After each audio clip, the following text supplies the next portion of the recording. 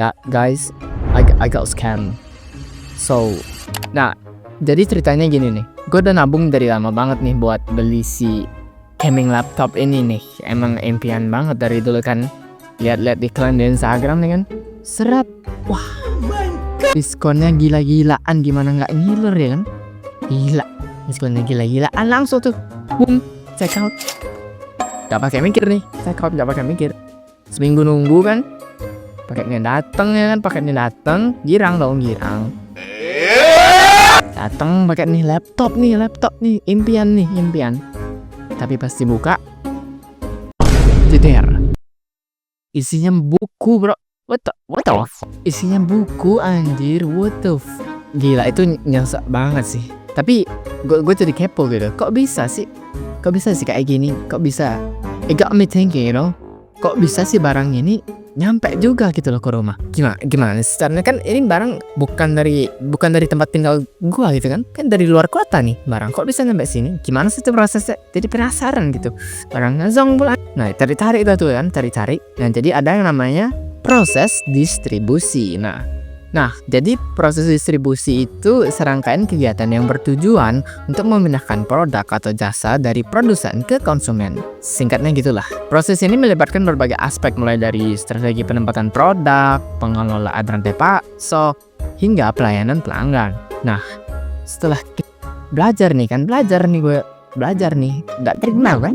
Penasaran sih lebih tepatnya, penasaran kan, belajar. Habis itu nemu ada yang namanya itu, yang pertama ada menentukan strategi distribusi produk. Nah oke, jadi yang pertama itu ada menentukan strategi distribusi produk. Nah bayangin kamu punya produk nih. Langkah pertama banget adalah mikirin cara produk ini sampai ke pembeli. Gimana sih caranya biar produk yang kamu jual ini bisa sampai ke pembeli? Nah istilah kerennya strategi distribusi. Gampangnya milih jalan buat produkmu. Ada 3 pilihan jalan utama nih. Nah, yang pertama jalan tol. Jalan tol. Atau kita sebut distribusi intensif. Nah, produkmu mau ada di mana-mana. Di warung kecil, di toko kelontong, di supermarket, minimarket. Pokoknya segampang nemu kacang goreng dah. Nah, ini namanya distribusi intensif. Jadi produk yang kamu jual tuh nyebar tuh di mana-mana, ada, ketemu pasti tuh. Ketemu warung di samping nih, ketemu loh. Contoh ya kan.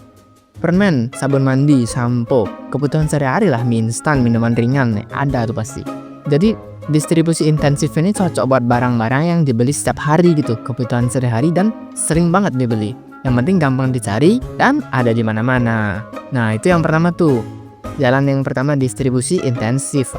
Kapan sih cocoknya? Kalau produk kita jenisnya kebutuhan sehari-hari dan kita mau semua orang dimanapun gampang belinya, itu kita pakainya distribusi intensif. Kemudian yang kedua ada jalan protokol nih, atau distribusi selektif. Nah selektif ya kan, selektif. Produkmu nggak mau ada di sembarang tempat gitu. Mau ini cuma di toko-toko pilihan aja, yang sesuai sama image produkmu. Ini namanya distribusi selektif. Contoh ya kan, baju brand tertentu di mall, Zara gitu kan misalnya. Kosmetik high end, iya kan, di department store.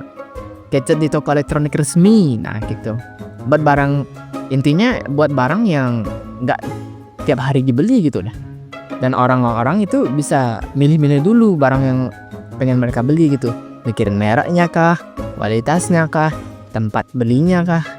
Nah, kapan cocok digunakan si distribusi selektif ini?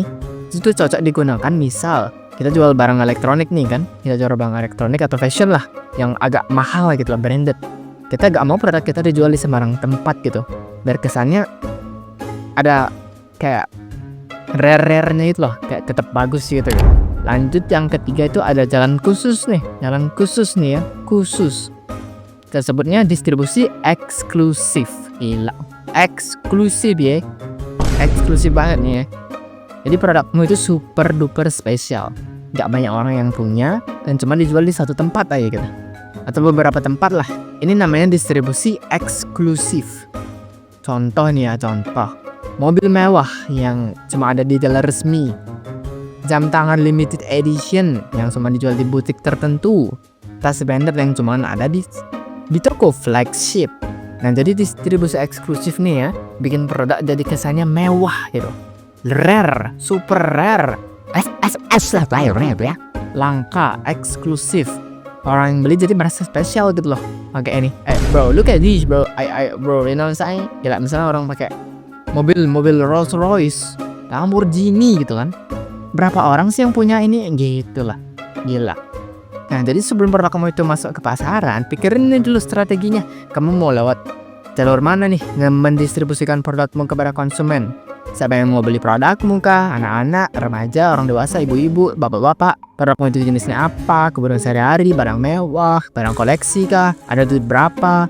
Ya buat nyebarin produknya ke banyak tempat itu gak sedikit ya. Mau dikenalin sebagai produk yang kayak gimana? Murah meriah, berkualitas, mewah, unik. Nah, jadi itu strategi dari distribusi cuy.